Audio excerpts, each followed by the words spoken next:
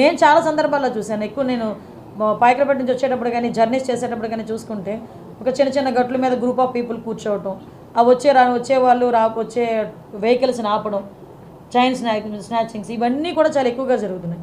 So city surroundings అంతా కూడా ఆ అలర్ట్నెస్ అనేది క్రియేట్ చేయాలి ఫస్ట్. అంటే ఈ గుంపులుగా కూర్చొని రోడ్ల మీద కూర్చొని గంజాయి తాగేది, రోడ్ల మీద వాళ్ళు వీరంగం చేసేది, రోడ్ల మీద వెళ్ళే పాసెంజర్స్ని ఆపేది, ముందు అలాంటివన్నీ కొంచెం ఉన్నవి కంట్రోల్ అవ్వాలి. దానికి కంట్రోల్ అవ్వడానికి ముందు టాస్క్ ఫోర్స్ అనేది పనిచేస్తుంది.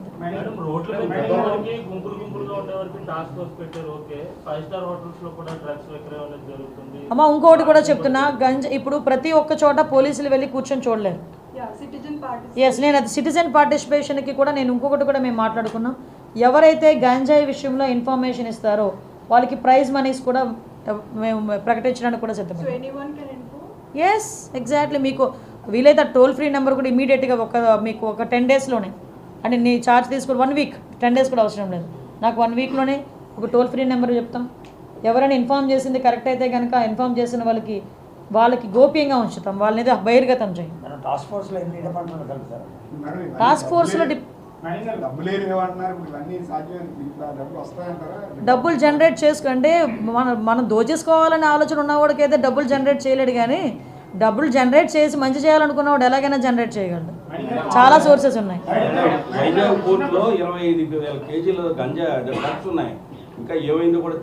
నేను ఇందాక అడిగానంటే సిబిఐ ఎంక్వైరీ, ఇందాక సిపి గారిని అడిగాను ఆ విషయం కూడా, ఏంటి దాని పరిస్థితి ఏంటని అడిగితే సిబిఐ ఎంక్వైరీలో ఉందన్నారు. నేను ఒకసారి అది కూడా తెప్పించుకుంటాను.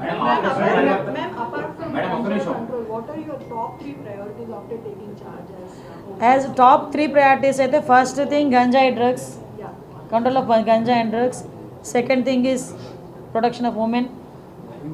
థర్డ్ కూడా ఏంటంటే భూములు కబ్జాలు కాకూడదు.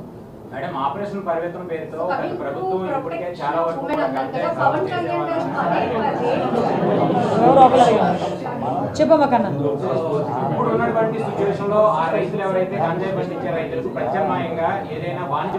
Yes, exactly. మీరు మంచి పాయింట్ అడిగారు. యాక్చువల్లీ ఒక నిమిషం వేసాను. గంజాయి సాగు అనేది గత లాస్ట్ 30 years నుంచి జరుగుతుంది. ఇప్పటికీ టిల్ అదే కంటిన్యూ అవుతుంది. మీరు ఆ మూలాలను ఏదైతే ఆ రైతులను అక్కడి నుంచి పండించకుండా ఇవన్నీ చేస్తే ఉపయోగం ఉంటుందా?